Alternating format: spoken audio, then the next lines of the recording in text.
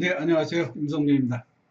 오늘은 그 블로그를 글 쓸 때 어떻게 써야 되나 하는 그런 부분하고요. 네이버 블로그가 흘러온 일생, 그 블로그의 알고리즘에 대해서 설명 좀 드리고요.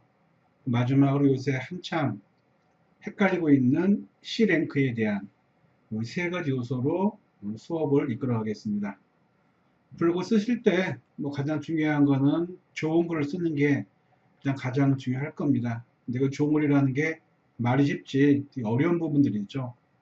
저도 처음에 블로그 할 때는 첫 포스팅이 걸린 시간이 4시간 반이 걸렸습니다.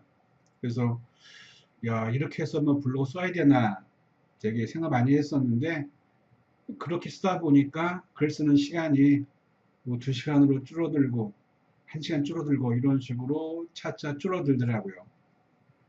그렇게 된 이유는 자주 쓰다 보니까 그 글의 구조라든가 글의 주제라든가 어떤 걸 써야겠다 그런 부분들이 머릿속으로 이렇게 글로 다니더라고요.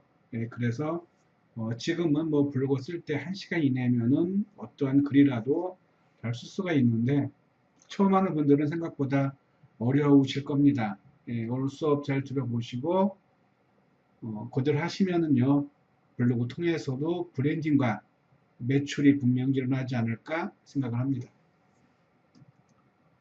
일단 가장 중요한 게 블로그 쓰실 때 그냥 쓰는 게 아니고요. 글의 패턴을 좀 만들어야 됩니다. 일단은 글 쓰실 때 첫 번째 들어가는 요소가 서론이 들어가 줘야 됩니다. 예. 그냥 뭐 어떤 배열 없이 순서 없이 쓴 글보다 기승전결이 있는 그런 글 쓰기 위해서는 반드시 첫 번째 문장에 서론을 써주는 게 좋고요. 그래서 밑도 끝도 없이 쓰는 글의 시작보다는 도입 부분에서 서로를 거론하는 것이 좋습니다. 그 이유는 자명합니다. 서론의 내용에 따라서 이 글을 더 읽을까 말까를 생각하게끔 하는 그런 심리적 요소도 들어갈 수 있는 부분이고요. 그렇다 그러면 서론은 어떻게 써야 되느냐? 이게 포인트겠죠. 이 글을 읽어야 되는 이유를 설명을 하셔야 됩니다. 그래서 서론이 이 기준에 맞지 않는다면 본론을 더 읽고 싶지 않게끔 만드는 크게 자극을 만들 수가 없기 때문에 그렇습니다. 그래서 서론을 통해서 이 글을 읽어야 하는 이유를 던져주는 그런 방식이 일단 필요할 겁니다. 두 번째는요, 글을 쓰실 때 꼭 들어가는 요소가 사진이나 아니면 영상을 꼭 집어넣으셔야 됩니다. 특히 뭐 패션이라든가 펜션, 의류 그런 업종들의 경우에는 이미지가 가장 중요한 부분이거든요. 그래서 이미지는 꼭 집어넣어야 좋고요. 이미지도 넣어야 네이버 검색 봇이 또 선호하는 경향이 있습니다. 텍스트만 집어넣는 것보다 텍스트와 이미지를 같이 넣는 거 이게 훨씬 더 검색 봇에 유리한 검색 결과를 얻을 수가 있습니다. 그래서 이미지는 필수고요. 또 최근에 많이 쓰는 게 가속성 좋은 인포그래픽이죠. 예. 사진이 있고 짧은 글이 들어가는 거, 그걸 이미지로 만들어서 포스팅하는 거, 그걸 우리가 인포그래픽이라고 합니다. 또 하나 사진을 넣으라 그러는데 이 사진이 없어. 그래서 아무거나 집어넣는 사진 그런 분들이 상당히 많습니다. 그래서 글과 연관이 없는 이미지를 드시면 안 되고요. 그럼 글의 흐름을 방해합니다. 예, 그렇기 때문에 사진은 글과 연관된 사진을 올리는 게 가장 좋습니다. 사진 올리고 싶은데 올리면은 사진이 없다. 예, 그러신 분들은 제 운영하는 카페에 영상을 무료 이미지를 볼 수 있도록 12가지 외국 사이트를 올려놨습니다. 여기에 보시면은 공짜로 쓸 수 있는 이미지와 또 유료로 운영할 수 있는 이미지를 골고루 했기 때문에 필요하실 분들은 이 URL 들어가시면요 큰 도움을 받을 수가 있을 겁니다. 그래서 두 번째 요소는 비주얼, 중요한 부분이고요. 세 번째는 주제를 넣어야 됩니다. 예, 주제가 없는 글은 안고 없는 찐빵이죠. 예, 그렇기 때문에 많은 분 생각보다 말하고자 하는 한 가지가 없는 글이 생각보다 많더라고요. 그러니까 이 길로 가야 되는데 이리 빠지고 저리 빠지고 저로 빠지고 여기로 빠지고, 즉 삼천포로 빠지는 글들이 상당히 많습니다. 그런 글들의 경우에는 이 포스팅이 무슨 얘기를 하는 거지? 라고 하는 기억에 남는 글들이 없는 경우가 상당히 많습니다. 그래서 반드시 글을 쓰기 전에는요, 이 글에서 얘기하고자 하는 한 문장을 미리 생각한 다음에 글을 써주는 이런 습관을 들여주는 게 중요한 경우입니다.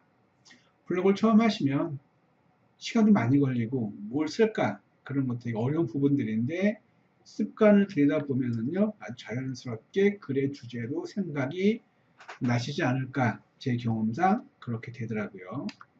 그리고 네 번째는요, 포스팅의 글의 구조입니다. 뼈대를 세우셔야 돼요. 예, 사상도학이라는 건물은 금방 허물어 버리잖아요. 그래서 글의 구조가 탄탄하셔야 돼요. 그래서 많은 블로거 분들이 글을 쓰기 전에 이 구조에 대해서는 잘 생각을 하지 않더라고요. 많이 신경 쓰지 않는 부분이긴 하지만 이 부분은 정말 중요한 부분입니다. 그리고 구조라는 게 어떤 거냐면은 생각의 체계화. 이걸 쓰고 이걸 쓰고 이걸 써서 이렇게 마무리해야겠다. 그런 구조를 말씀드리는 겁니다. 그걸 미리 생각한 다음에 쓰는 습관을 들이자 이거죠. 물론 이 요소가 그렇게 참신한 요소는 아닐 수도 있지만은요, 명확한 글을 쓰기 위해서는 글의 구조를 생각한 다음에 쭉 써내려가야만 그 포스팅의 내용이 있는 독자들로 하여금 기원하게 만드는 그런 블로그가 반드시 되리라 생각을 합니다. 또 이번에는 최적화 블로그에 대한 내용입니다. 아마 많은 분들이 최적화 블로그 많이 들으셨을 겁니다. 최적화 블로그라는 것은요, 블로그가 네이버 검색 엔진에 맞게끔 작성된 글을 말하는 겁니다. 이런 최적화한 블로그는 상위 노출에 유리한 그런 블로그를 말하고요. 그래서 많은 업체들이 최적화 블로그를 파는 경우가 많지요. 3만원 줄 테니까 글쓰기 해달라. 20만원 줄 테니까 팔아라. 그런 메시지를 많이 받아보셨을 겁니다. 최저가 블로그는 과거의 경우입니다. 일반인들의 경우에는 100일 정도 쓰게 되면은 내가 쓰는 글들이 상위에 뜬다라는 말이 있었고요. 그리고 전문가들의 글의 경우에는 45일 정도를 쓰면 최적화 블로그가 된다. 그래서 상위 노출이 된다라는 그런 어떠한 속성이 있었습니다. 사실적으로 저도 그렇게 실험을 해봤고요. 이런 걸 많이 보셨죠? 귀하의 블로그에 글 하나 써주게 허락하신다 그러면 5만원 드리겠습니다. 그리고 귀하의 블로그를 30만원에 매입하고 싶습니다. 이런 거 아마 블로그 처음 하시는 분들은 많이 프로포즈를 받아보셨을 것 같습니다. 이거를 우리가 포스팅 직업군이라는 말로 명명을 했었습니다. 그러니까 매입한 블로그에 매일 한두 개씩 매일 다른 주제로 글을 쓰면 그런 단순 작업만으로도 블로그를 최적화시켜서 여기에서 파생되는 수익을 자기가 얻어서 투자까지도 가능하다는 그런 업체들이 상당히 많이 있어서 많은 집에서 쉬는 분들한테 호응을 얻었던 그런 경우가 있었죠. 그러나 2015년 11월 2일부터 최적화 블로그가 사라졌습니다. 2016년 1월부터 30% 정도의 최적화 블로그가 날아갔습니다. 그렇다면 지금 남아있는 최저가 블로그는 호황의 상태죠. 다 날아갔는데 살아남은 블로그들이 개중에는 있다는 얘기죠. 그런 블로그들은 아주 호황으로 살아남은 상태입니다. 근데 앞으로의 경우에는요, 의도적으로 하는 최저가 블로그는 네이버 검색 봇에서 다 걸러내지고요, 살아남지가 않을 겁니다. 예외는 있죠, 어디가에. 정상적인 정보를 제공하고 소통을 잘하는 블로그는 제외가 된다는 그런 얘기입니다. C랭크라는 부분이 있습니다. C랭크. 새로운 알고리즘이죠. 그래서 많은 분들이 힘들어하는 그런 부분이기도 합니다. C랭크는 뭐냐면요, 이렇게 글은 쉬운데 되게 어렵습니다. 내가 쓴 글을 많은 사람이 읽고 있는지, 읽히려고 그러면 상에 떠야 되잖아요. 힘든 거죠. 내가 쓴 글이 얼마나 어떻게 유통되고 있는지, 다른 곳에서 검색되고 있는지 그 부분이고요. 내가 얼마나 활발하게 활동하고 있는지, 좋은 글을 많이 쓰느냐, 그걸 물어보는 겁니다. 주제에 대한 글을 어떻게 쓰고 있는지, 예, C랭크의 포인트는 이겁니다. 주제에 대한 글을 어떻게 쓰고 있는지가 포인트라고 보시면 맞을 겁니다. 내가 쓰는 글들이 누구나 인정하고 있는, 그리고 네이버에서 이미 좋은 글이라고 알고 있는 출처인지, 요 5가지의 핵심을 파악한 다음에 이런 글들을 C랭크라고 명명을 해서 상위에 붙여주는 그런 알고리즘을 C랭크라고 합니다. 네이버 검색 알고리즘이 변화가 있었습니다. 우리가 쓰는 많은 글들을 일단 네이버 검색 봇이 그냥 노출해주는 게 아니라 다 수집을 합니다. 그 첫 단계를 정보 수집 단계라고 그러고요. 두 번째 단계를 키워드를 정렬을 하고 글의 성격을 파악해서 글을 뽑아내는 거, 그러니까 좋은 글고 나쁜 글을 그런 작업들을 색인 작업이라고 합니다. 그 뽑아낸 글들을 검색하게끔 노출하는 이 마지막 단계를 노출 순위 결정이다 보시면 된다고 보시면 되는데, 여기에 정보 수집하고 색인하고 검색하는 이 세 단계 걸리는 시간이 대략적으로 한 20분 정도가 걸립니다. 그래서 내가 쓰는 글들이 20분 뒤에는 네이버에서 검색이 된다고 보시면 딱 맞을 겁니다. 자, 검색된 다음에 그때 금지해야 될 게 있죠. 예, 포스트잇 제목을 절대적으로 수정을 하시면 안 됩니다. 이 이유는 제가 나중에 한 번 더 영상으로 소개를 해드리겠습니다. 네이버 알고리즘도 3번의 큰 변화가 있었습니다. 초창기의 알고리즘을 리브라라는 게 있었습니다. 이 당시에는 어뷰징을 방지한다라는 의미였는데, 어뷰징이란 뭐냐? 예, 이를테면은 프로그램을 쓴다던가 아니면은 본문에 원하고자 하는 대표 키워드를 많이 쓴다거나, 쉽게 알려드릴게요. 예전 이런 게 있었습니다. 블로그에 글을 쓸 때 첫 문장에 2가지식으로 대표 키워드를 앞에 집어넣고, 두 번째 문장에 대표 키워드를 중간에 집어넣고, 마지막 문장에 대표 키워드를 마지막에 집어넣어라. 그래서 한 포스팅당 14개의 대표 키워드를 집어넣고 사진도 한 14장 정도 집어넣어라 라는 공식이 있었습니다. 실제로 그렇게 한 경우에는요, 거의 모든 블로그가 상위 노출이 됐었습니다.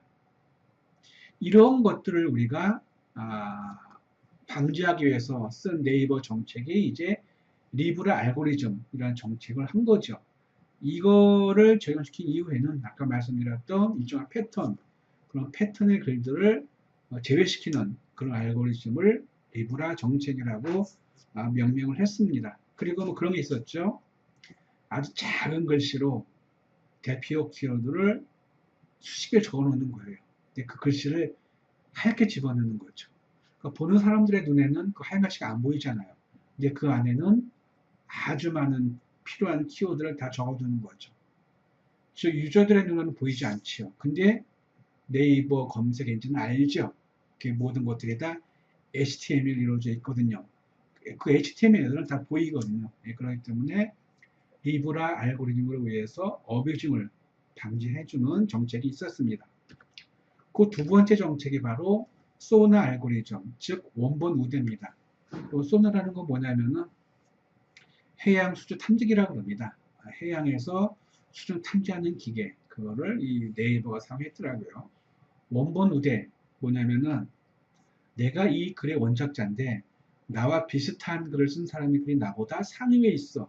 그럼 어때요? 열받잖아요. 예. 그래서 내가 원작자다라고 네이버에 제출하게 되면은 네이버가 그거를 판단한 다음에 유사 문서를 뒤로 빼버리고 원작자 글을 앞으로 빼주는 그런 정책을 소나 알고리즘이라는 게 있었습니다. 그리고 최근에는요, 우리가 다 알고 있는 C랭크 알고리즘, 즉 뭐냐? 이것저것 잡동사니 글을 쓰는 사람이 아니고 특정 분야에 대한 전문 분야에 대한 글을 쓰는 사람을 우대해주는 정책, 그 정책을 C랭크 알고리즘이라고 말을 할 수가 있습니다. 그래서 크게 네이버 알고리즘의 변화는 어비중을 방지하는 리브라 알고리즘, 원본을 우대해주는 소나 알고리즘, 그리고 지금 전문 분야를 우대해주는 C랭크 알고리즘, 이 세 단계로 큰 변화가 있었습니다. C랭크란 블로그가 특정 관심사에 대해서, 즉 등산이면 등산에 대해서, 뭐 보험이면 보험에 대해서, 교육이면 교육에 대해서 그런 것들을 말하는 겁니다. 특정 관심사에 대해서 얼마나 깊이 있는 양질의 컨텐츠를 생산하는지를 기반으로 블로그의 신뢰도와 인기도를 측정하는 알고리즘을 말한다고 써 있습니다. 특정 주제에 대해 블로거가 얼마나 다양한 글을 오랫동안 작성했느냐와 그 글이 고객들한테 인기를 끌었느냐가 중요한 게 C랭크라고 네이버가 말을 하고 있습니다. 무지무지 어렵습니다. 네. 특정 주제에 대해서 깊이 있게 양질의 글을 써야 되고 또 그 쓴 글이 신뢰도가 있어야 되고 인기를 얻어야만 되는 거를 C랭크라고 그러고요. 또 그 주제에 대해서 얼마나 다양한 글을 오랫동안 썼느냐, 그 쓴 글이 블로거들한테 인기를 끌었느냐, 이게 C랭크라고 합니다. 죽으란 얘기입니다. 예, 아주 힘든 게 바로 C랭크죠. 근데 이게 다른 생각을 한다 그러면요, 의외로 우리 사업하는 우리들한테는 오히려 더 좋은 그런 기회가 아닐까라는 그 생각도 듭니다. 좀 뒤에 설명 좀 해드릴게요. C랭크의 중요한 포인트가 있습니다. 컨텐츠를 생산하는 저자, 글의 퀄리티, 양질이라 이거죠. 운영기관, 그러니까 시작하는 그런 글들보다는 오랫동안 운영한 사람을 더 선호한다라는 그런 의미를 말하는 겁니다. 주요 지표들이 있습니다. 네이버 공개적으로 알려준 건데요. 블로그 컬렉션, 블로그 문서의 제목, 본문, 이미지, 링크 등 문서를 구성하는 기본 정보가 잘 짜여져 있는지를 판단한다는 거고요. 그래서 포스팅 하실 때는요, 텍스트, 좋은 글, 사진, 혹은 동영상, 신뢰할 만한 링크들, 그걸 집어넣으라 이거죠. 그런 다음에 네이버 DB가 가지고 있는 걸 일치하는지, 즉, 인물, 영화, 정보 등 네이버에서 보유한 관련 콘텐츠 DB를 연동해서 출처 및 문서의 신뢰도 계산을 한다고 합니다. 그런 다음에 서치로그라는 게 있죠. 네이버 검색 이용자의 검색 로고 데이터를 이용해서 문서 및 문서 출처의 인기도를 계산을 한다는 겁니다. 체인스코어라는 게 있습니다. 웹문서, 사이트, 뉴스 등 다른 출처에서도 내가 쓰는 이 글이 관심 있는 글인가, 그 글이 신뢰가 있나, 인기가 있나 하는 것들을 계산을 한다는 겁니다. 무지무지 어렵습니다. 블로그 액티비티, 활동성을 말하는 건데요. 블로그 서비스에서의 활동 지표를 참고해 내가 얼마나 활발하게 활동하고 있는 블로그인지를 계산한다 그럽니다. 산란의 이야기입니다. 블로그에서. 블로그 에디터 주제과 점수, 딥러닝 기술 이용해 문서의 주제를 분류하고 그 주제를 얼마나 집중하는지 계산을 한다 그럽니다. 그리고 네이버 블로그에 선정한 공식 블로그인지까지도 반영한다 그럽니다. 그러니까 개인 블로그보다는 공식 블로그를 더 선호한다. 그런 거를 의미한다고 보시면 맞을 겁니다. 어려운 말입니다. 또 반대로 쉽기도 하고요. 블로그 운영 방법 로드맵이라는 게 있습니다. 앞에 잠깐 말씀드렸던 글 쓰는 사람의 패턴이 있다 그러더라고요. 물론 저마다의 스타일과 패턴이 있겠죠. 그런 패턴을 네이버가 안다 그럽니다. 저자가 쓰는 패턴에도 세 가지가 있는데 문서 수, 얼마나 생산하는지, 문서 길이, 한 포스팅에 얼마나 길고 짧은지, 작성 주기, 또 일주일에 몇 분의 글을 쓰는지 이것까지도 판단한다 그래요. 대단한 알고리즘이죠. 저자의 활동 패턴. 이건 글 쓰는 패턴이고요. 활동입니다. 다른 블로그를 방문을 자주 하는지, 또 다른 문서, 글을 보고 있는지, 또 그 블로그들과 교류하고 있는지, 이 세 가지도 있고요. 사람들이 저자의 글을 활용할 패턴까지 있다 그래요. 검색했을 때 검색된 질의 수, 검색 후 클릭 수, 클릭 후 머무는 시간, 즉 체류 시간을 말하는 겁니다.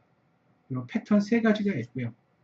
이거와 함께 이제 저자가 인지도가 있는지 그것까지도 네이버 검색 보시 패턴을 파악한다는 겁니다. 어렵습니다. 예전보다. 또 뭐 딥러닝 활용을 해서 각 문서의 주제를 분류를 하고요. 저자의 전문 분야의 글을 가중치를 제공을 한다고 합니다. 그러니까는 교육하는 사람은 교육에 대한 좋은 글들을 꾸준히 쓰라는 얘기입니다.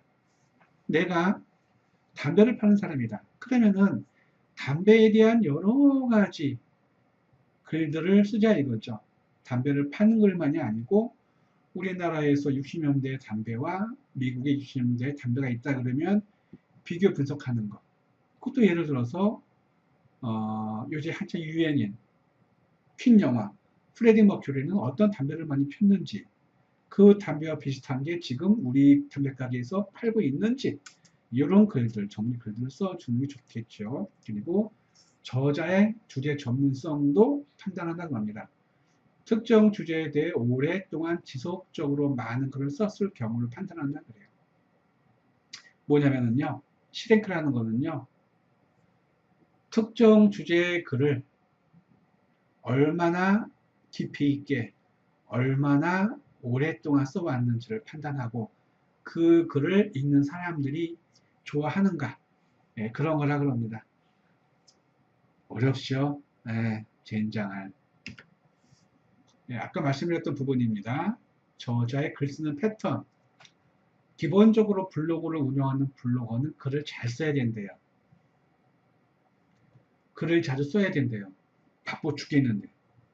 여기서 문서의 수, 문서의 길이, 문서의 작성 주기 등이 주요 지표로 사용이 되고 있다 그럽니다.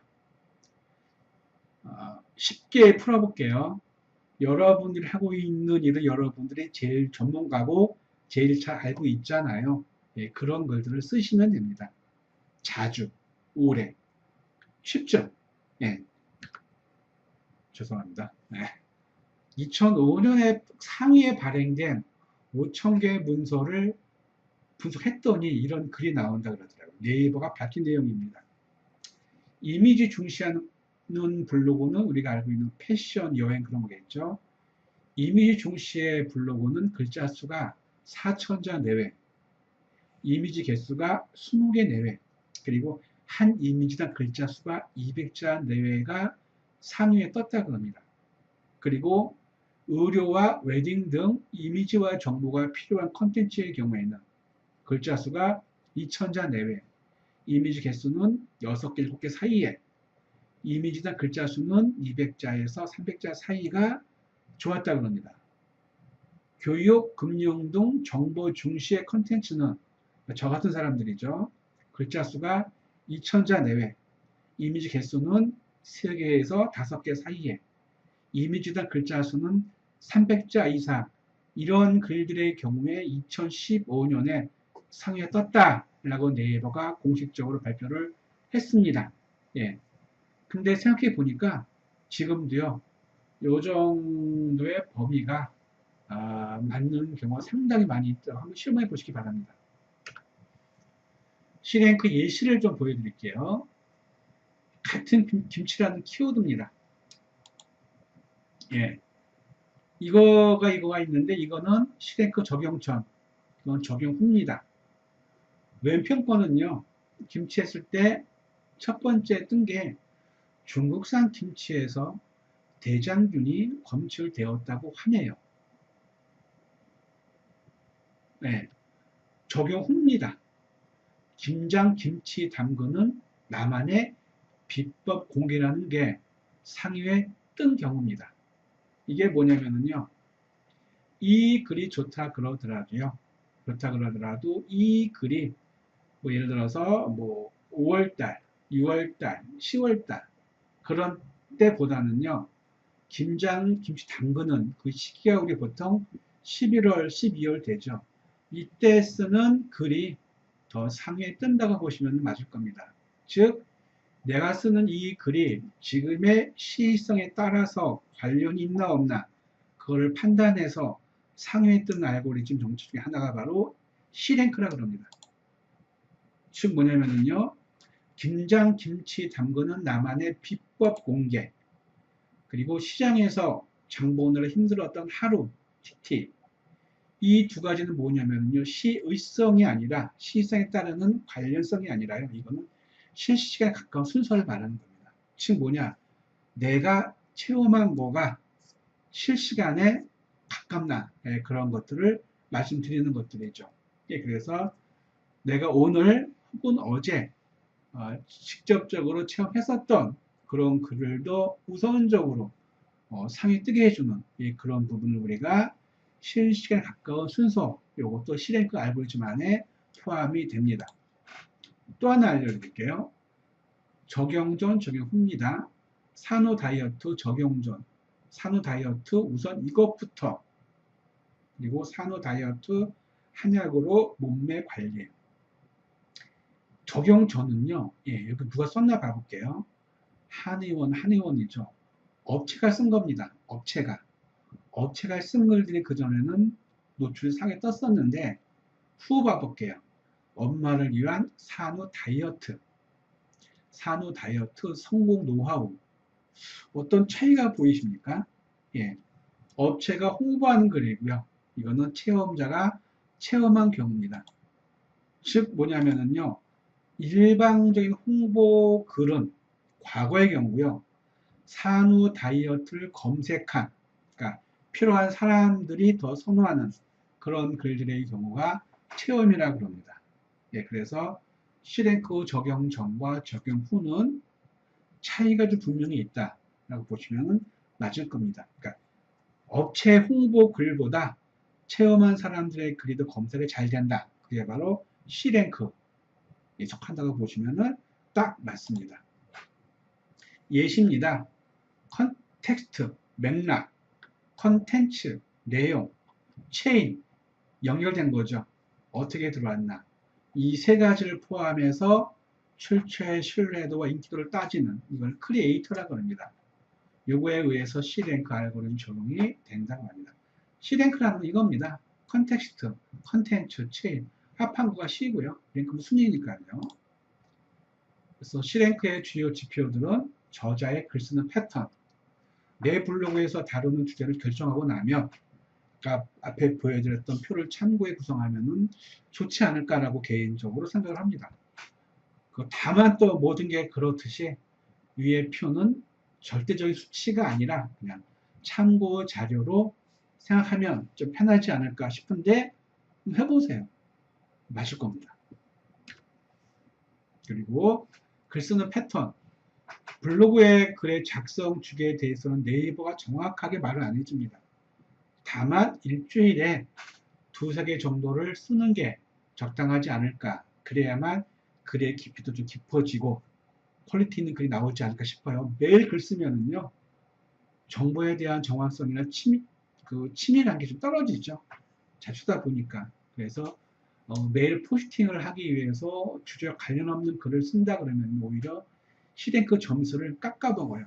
그렇기 때문에 충분한 정보의 글을 많이 담아서 일주일에 두세 개 정도를 꾸준히 쓰시면 생각보다 빠른 시간 내에 여러분들의 글이 상위 뜰 겁니다. 물론 큰 키워드는 힘들겠죠. 그러나 구매 키워드라든가 그 상세 키워드의 경우에는 좀 상위에 뜰 확률이 커집니다.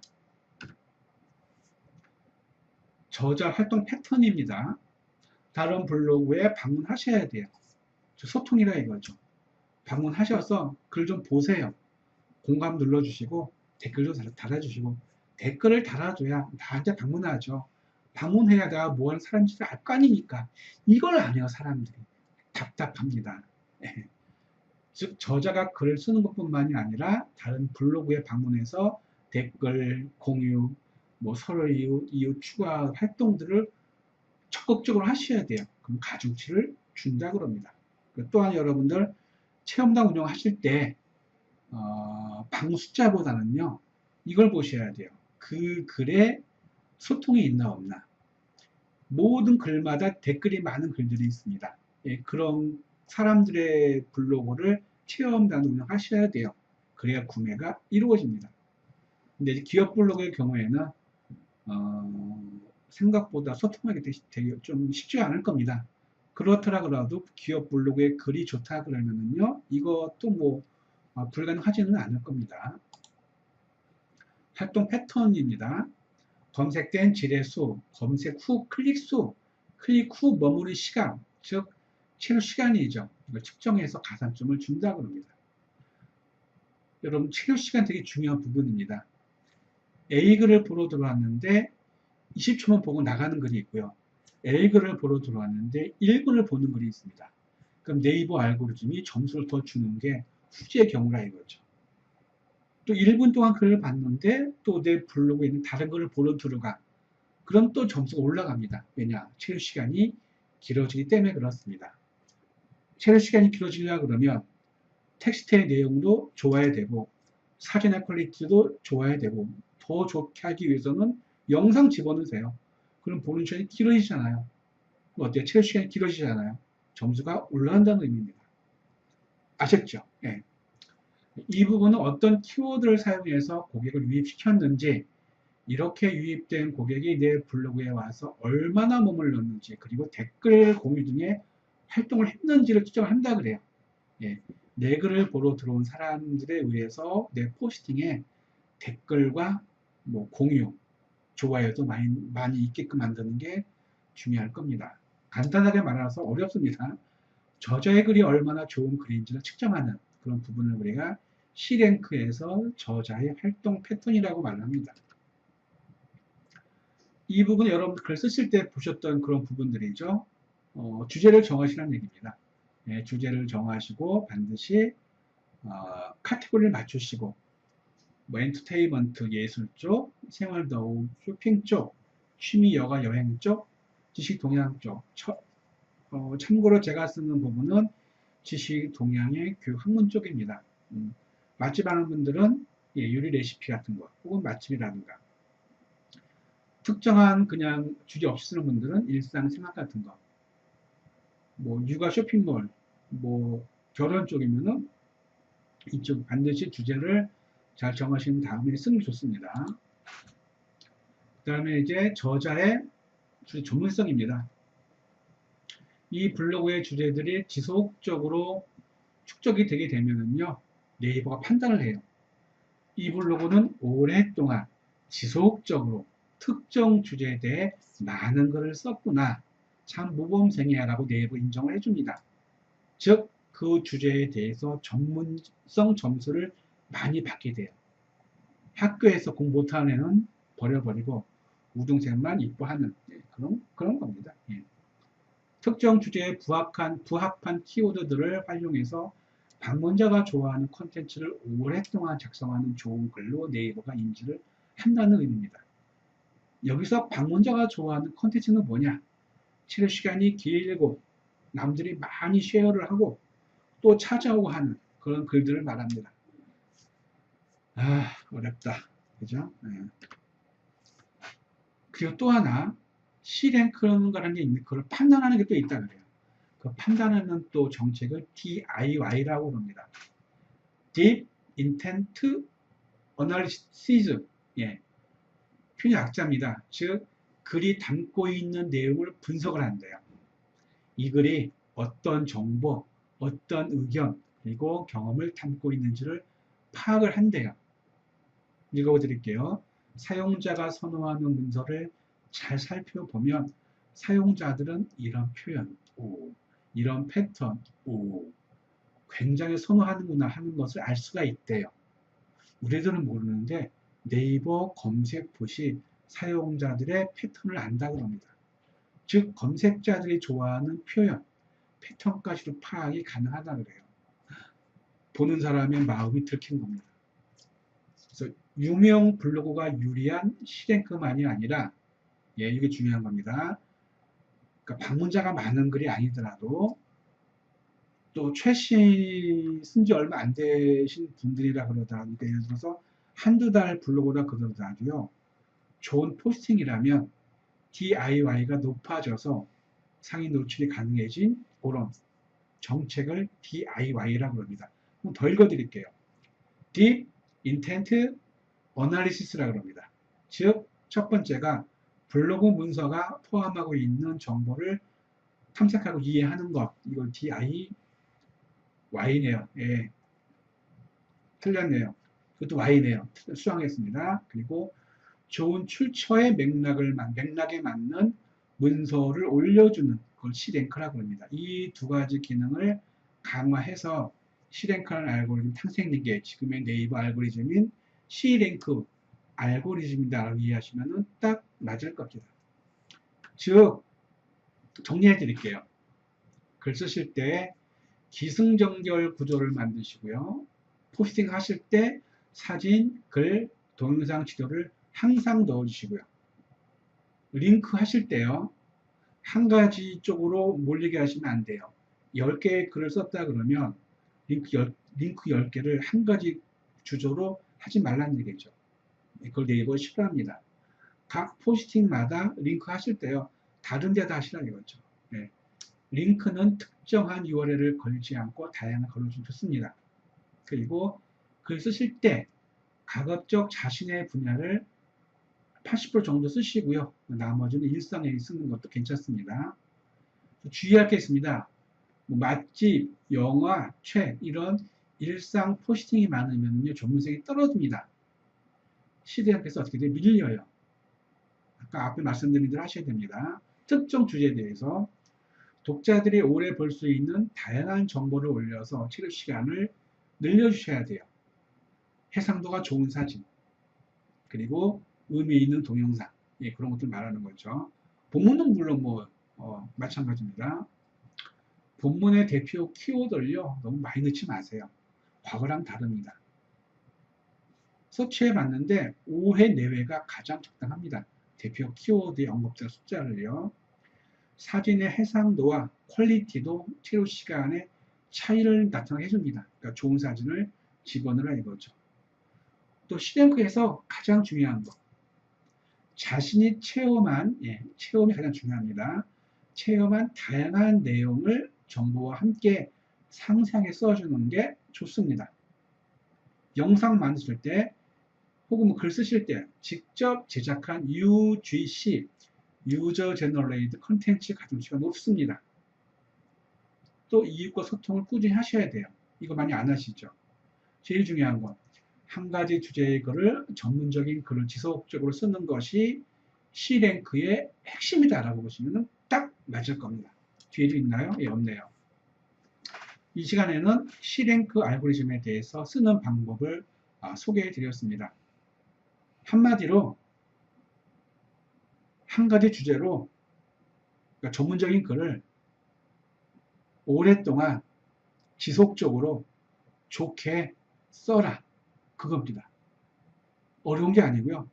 여러분 하고 계신 일을 여러분 제일 잘 아시니까 그걸 쓰란 얘기입니다. 그거를 알기 쉽게.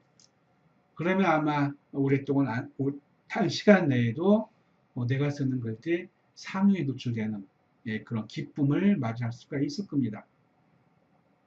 혹시 유튜브로 보시는 분들 구독 안 누르셨어요? 네, 구독 버튼을 클릭해 주시고요. 또 좋아요 써주시고요. 가장 좋은 거는 관심 있는 댓글. 여기 세 가지 해주시면 여러분들 3대가 복 받으실 겁니다. 자, 이상 배워야 판다. 배워야 번다. 배워야 된다. 임성빈이었습니다. 감사합니다.